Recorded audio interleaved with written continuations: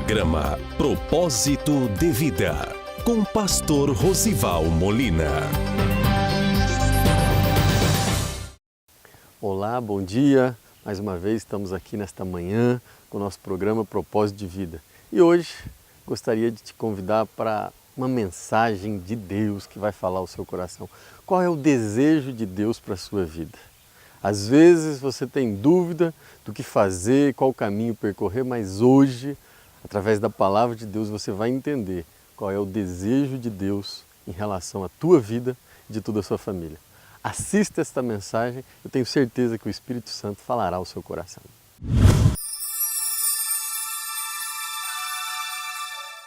Estes, indo adiante, nos esperaram em Troade.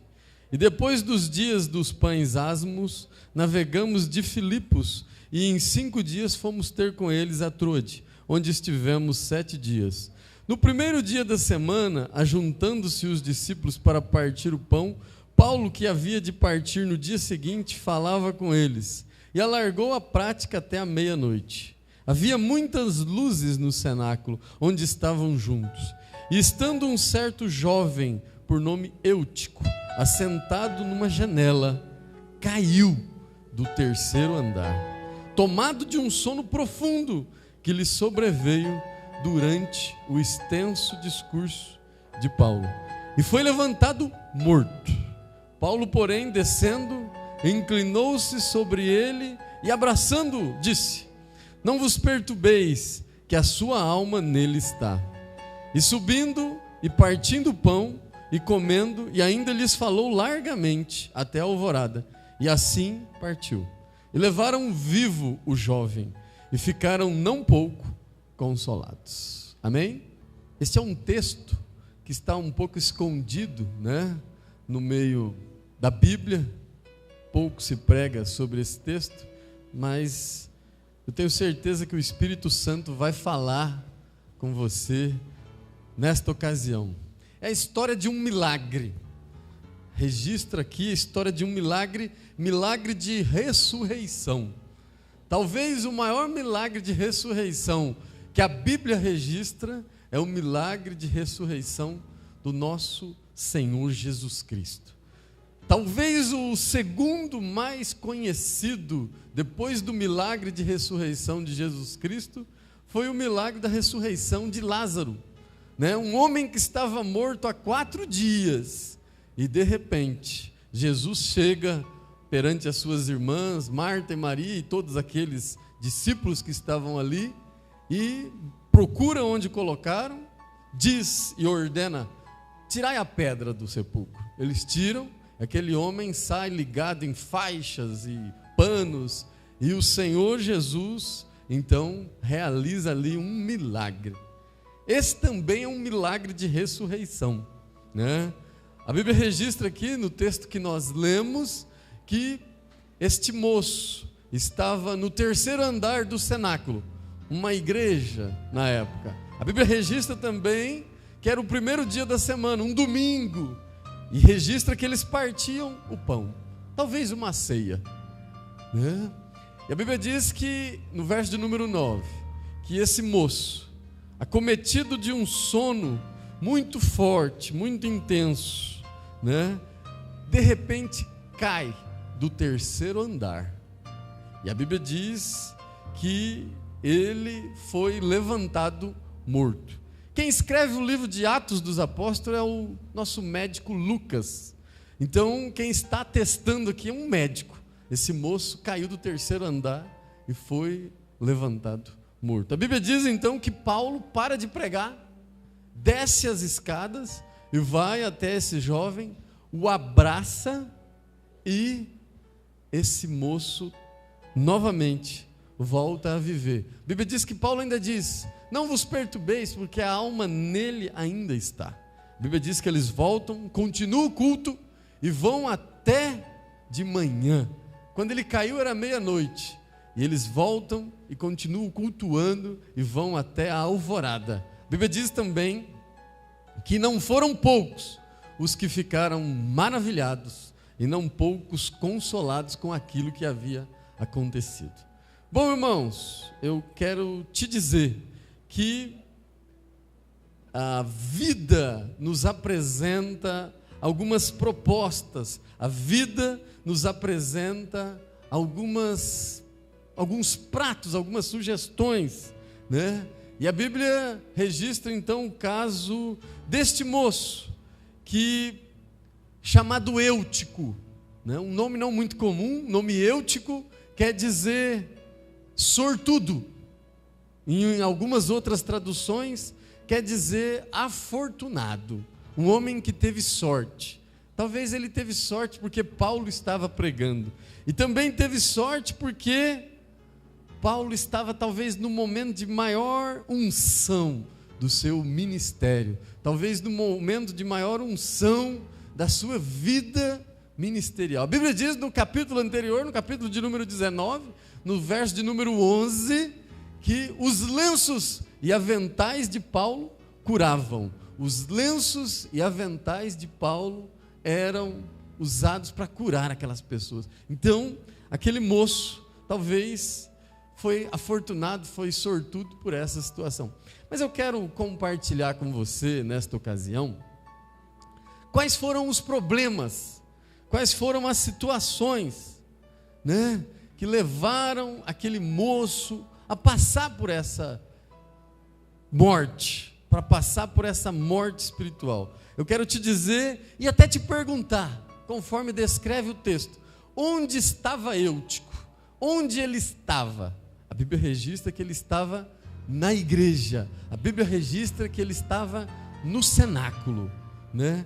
Às vezes, irmãos, nós estamos na igreja, às vezes nós estamos no cenáculo, e por uma janela, por uma situação preparada pelo inimigo, às vezes nós caímos em algumas ciladas. Mas eu quero te dizer uma coisa, não sei qual é a cilada, qual é a situação que o inimigo tem preparado para a sua vida. Eu quero te dizer que o Espírito Santo de Deus está pronto, ele está aqui nesta ocasião, ele está preparado para te abraçar e para te dar vida novamente. Talvez ocorreu uma morte espiritual, talvez uma morte de esperança, talvez uma morte de relacionamento, mas eu quero te dizer que o Espírito Santo está pronto para te abraçar e para te dar uma nova oportunidade. E nesta noite eu quero te dizer quais foram as razões, e que venha despertar você, que venha falar com você, para que você não venha cair numa morte espiritual. O que levou esse moço, Eutico, aqui nesta situação, a cair nessa situação? E a Bíblia aqui registra, no verso de número 9, que a primeira coisa, o primeiro problema que levou essa situação, que agravou essa situação, foi justamente o lugar onde ele estava sentado, né? A Bíblia registra no verso de número 9 que esse moço estava sentado na janela. Eu quero te dizer, meu irmão e minha irmã, que janela é uma coisa boa, janela é uma coisa interessante, mas janela não foi feita para sentar, né? A Bíblia diz que ele estava sentado na janela. Janela é uma coisa boa, janela traz iluminação. Uma casa que tem janela tem iluminação, uma casa que tem janela tem ventilação, uma casa que tem janela tem valorização, porque janela é uma coisa boa, mas não boa para sentar, né? E eu pergunto para você, uma pessoa que está sentado na janela, ele está dentro ou fora? Uma pessoa que está sentada na janela, está dentro ou fora? Uma pessoa que está sentada na janela não está dentro e nem está fora. A Bíblia registra no livro de 1 Reis, capítulo de número 18, verso de número 21, o profeta Elias faz uma pergunta ao povo: não cocheeis em dois pensamentos, ou servir a Baal ou servir ao Senhor. Não fique na janela, não fique na indecisão. Janela é símbolo, é sinônimo de indefinição.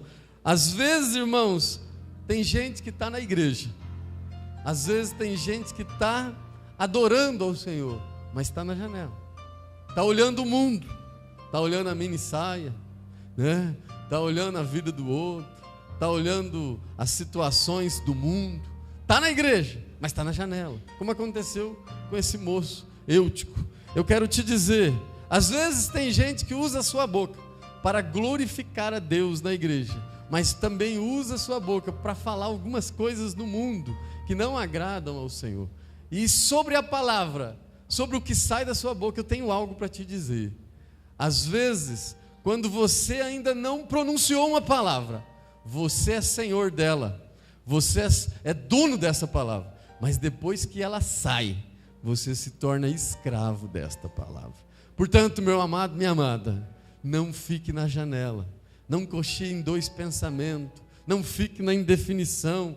Escolha ficar com Jesus, por maior que seja a tua prova, por maior que seja a sua adversidade. Talvez o inimigo até tentou te propor algumas coisas, mas eu quero te dizer, fique firme com Jesus. O inimigo conhece seus prontos fracos, né? Com Eva foi assim no jardim do Éden. Com Eva foi assim. Ele propôs a ela a árvore do conhecimento, usou a serpente. Olha, tem uma árvore ali que é diferenciada, a árvore do conhecimento. E ela, porque era ambiciosa, foi seduzida por seu ponto fraco. Você quer ver um outro caso? Temos o caso de Davi, que a Bíblia diz que era um homem segundo o coração de Deus. Um homem segundo o coração de Deus. A Bíblia diz, lá no livro de 1 Samuel, capítulo de número 17, verso de número 25, diz que ele levava alimento para os seus irmãos na guerra. E numa determinada ocasião, ele foi levar alimento e falou: esse filisteu aí, quem derrubar esse filisteu aí, qual que vai ser o prêmio para quem derrubar esse filisteu? E a Bíblia diz que falaram para ele: ó, quem derrubar esse filisteu vai receber isenção de impostos para toda a sua família, receberá riquezas e por fim ainda vai receber a filha do rei em casamento. Como é que é o negócio? A fraqueza de Davi era a mulher. Quando ele soube que a filha do rei seria dada em sua mão em casamento, ele também, ali nasceu um desejo, uma vontade de enfrentar aquele filisteu. A Bíblia registra que isso é tão verdade. No livro de 2 Samuel, capítulo de número 11, verso de número 2, diz que num determinado momento que ele já era rei, já estava em guerra, né? Momento de guerra, a Bíblia diz que Davi então sai no terraço da sua casa, do seu palácio, e no terraço da sua casa, a Bíblia diz que ele então olha por uma janela e vê uma moça muito formosa, a Bíblia diz muito formosa, se banhando, se lavando, a esposa do seu general Urias. E a Bíblia diz que aquela janela na vida de Davi, colocada pelo inimigo, foi a razão de uma grande queda, a razão de uma grande destruição no seu lar, na sua família. Às vezes o inimigo usa o seu ponto fraco, o inimigo usa a sua fraqueza para preparar uma janela, preparar uma circunstância para que você venha cair.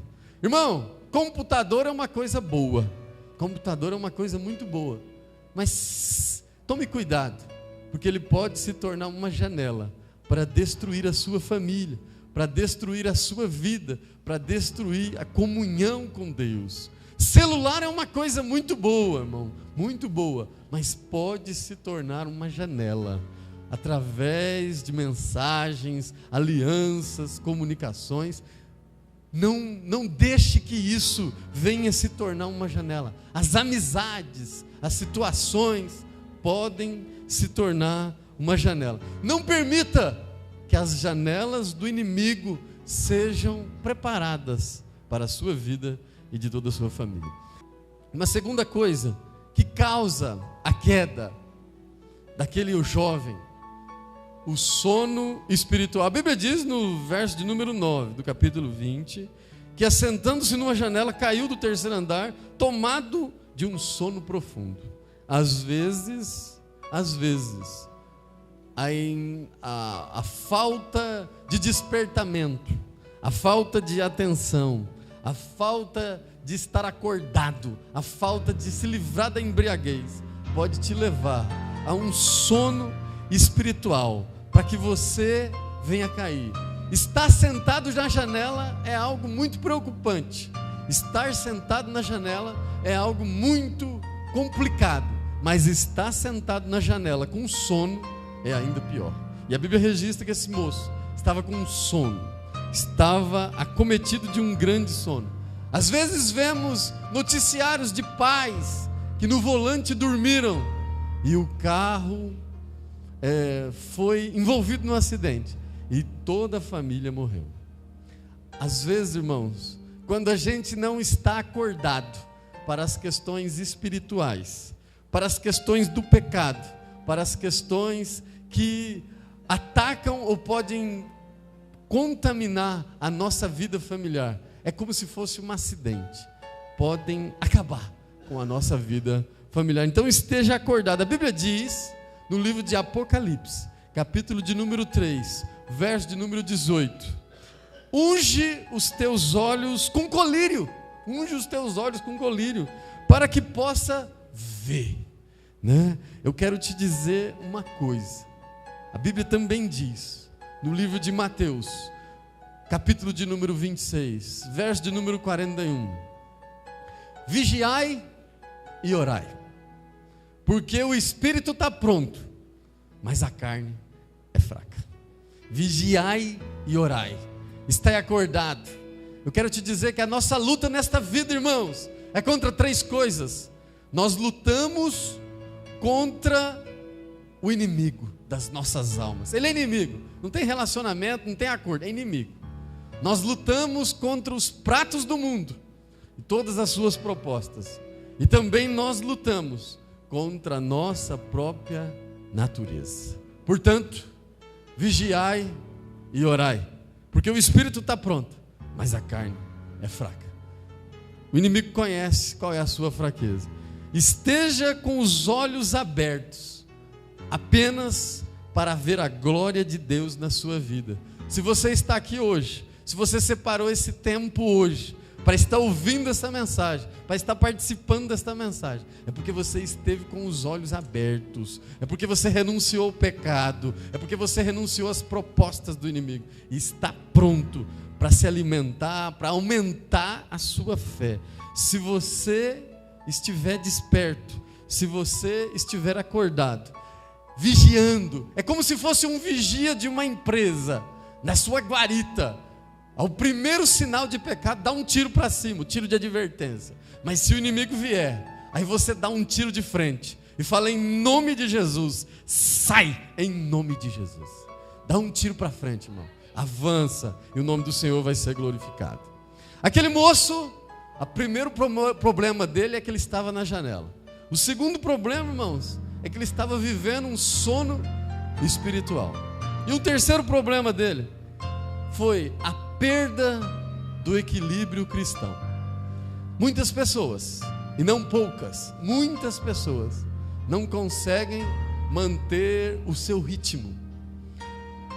Algumas semanas eles estão todos os dias na igreja, algumas semanas eles estão todos os dias e talvez várias vezes no dia orando e clamando, mas depois perdem o equilíbrio, perdem o ritmo.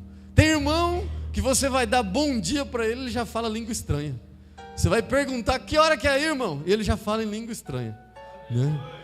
Mas depois, quando se desvia, tornam-se os piores pecadores. Eu quero te chamar a atenção hoje, para que você tenha ritmo, para que você tenha uma vida de constância com Deus, seja no momento de bênção, seja no momento que o bolso está cheio, seja no momento que a conta está azul, seja no momento da prova, seja no momento da dificuldade, indo para Galileia, na hora da bênção, dando glória a Deus, indo para o Calvário, na hora da humilhação, na hora da batalha, continua dando glória a Deus. A Bíblia diz no livro de Deuteronômio, capítulo de número 8, que às vezes Deus nos humilha, nos prova, para ver o que está no seu coração.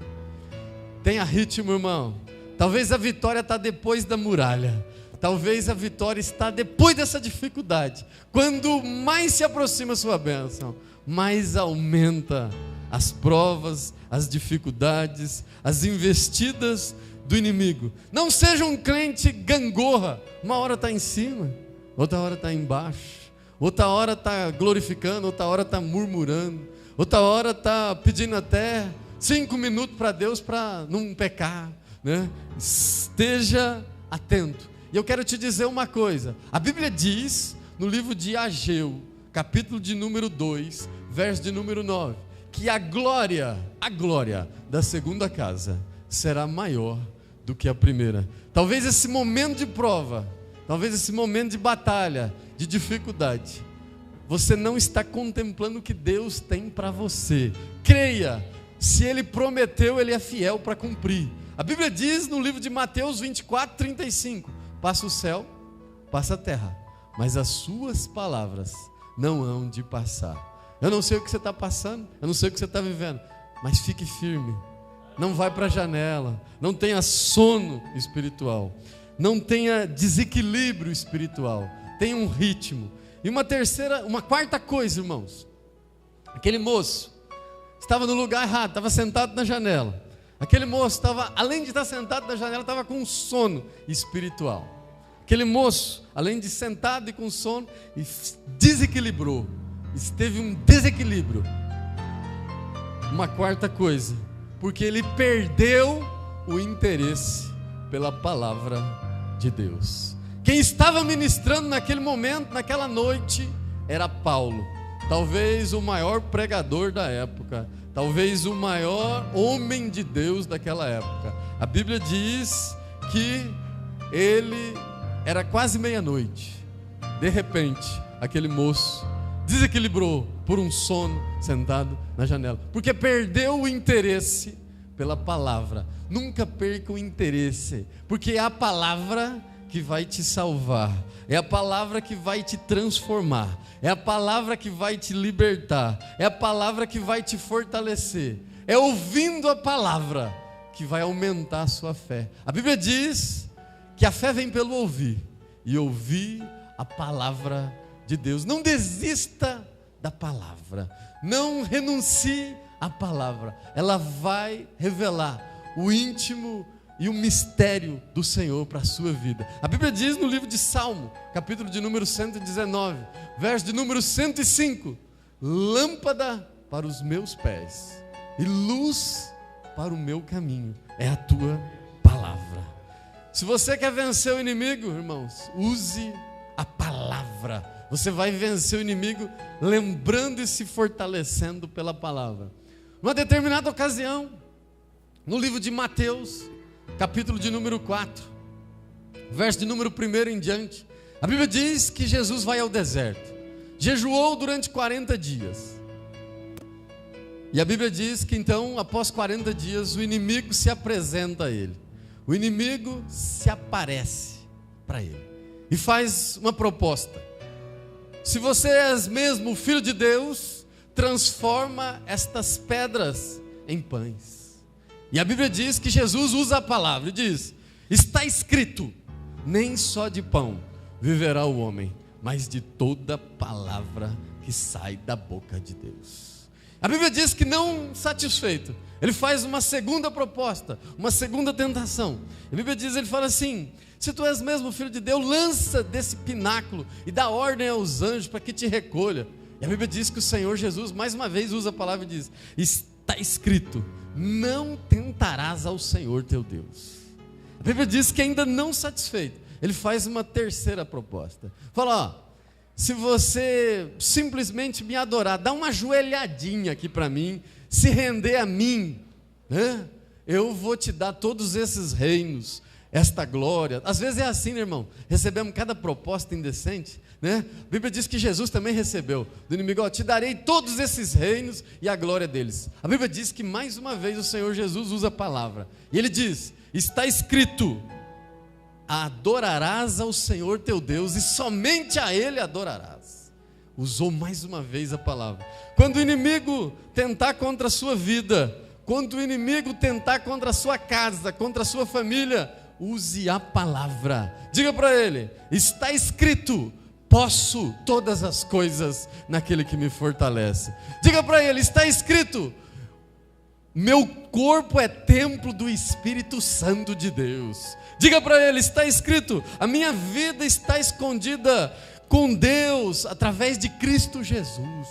Vai dizendo, vai usando a palavra assim como fez Jesus. Está escrito, né? A Bíblia diz no livro de Efésios, capítulo de número 2, verso de número 6, nos fez assentar em lugares celestiais. A Bíblia está escrito que a palavra de Deus, lá no livro de Hebreus, capítulo de número 4, verso de número 12, a Bíblia diz: a palavra é viva e eficaz, mais penetrante do que espada de 2 gumes, penetra até na divisão da alma e do espírito, das juntas e medulas, e ela penetra nos pensamentos e nas intenções do coração.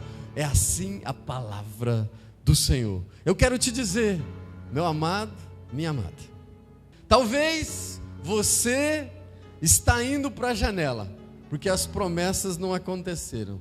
Talvez você está começando a duvidar, será mesmo? Você olha para um lado, você olha para o outro e não vê nada. Eu quero te dizer que a realidade da sua vida, ela muda. Você pode anoitecer chorando, mas vai amanhecer sorrindo, e o nome do Senhor será glorificado.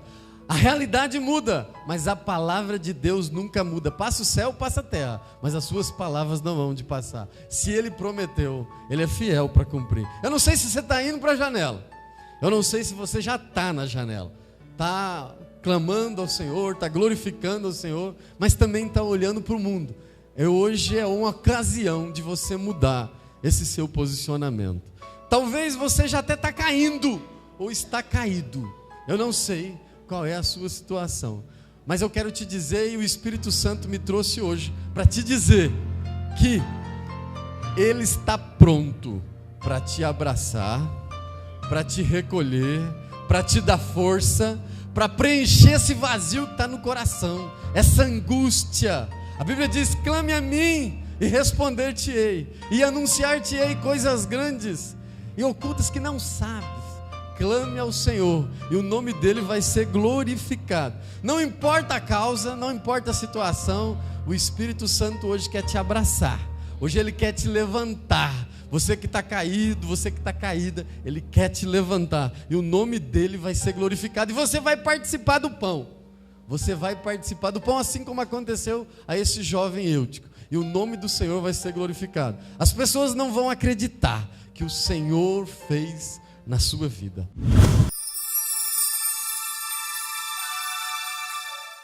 Eu creio que o Espírito Santo falou ao seu coração. Nesse momento, para selarmos este momento de comunhão, eu queria te convidar a curvar a sua cabeça para juntos realizarmos uma oração em favor da sua família, em favor da tua vida e de todos aqueles que te rodeiam.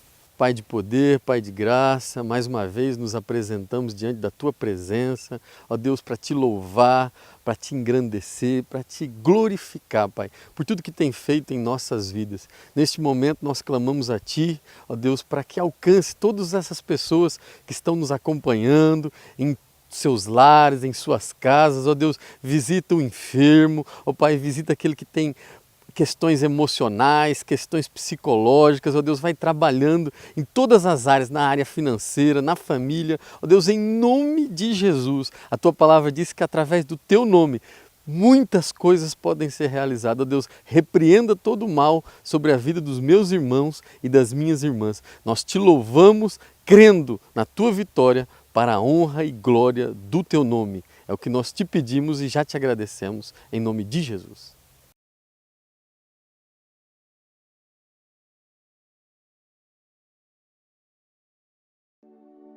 Associação Projeto Vida. Um projeto destinado às pessoas que precisam de ajuda para o tratamento e recuperação de dependentes químicos. Se você tem alguém da família ou amigos que necessitam de ajuda, entre em contato. Temos toda a estrutura física e clínica para melhor tratamento. Entre em contato, estaremos prontos a atender. Fone 3909-1482. Associação Projeto Vida, em Álvares Machado.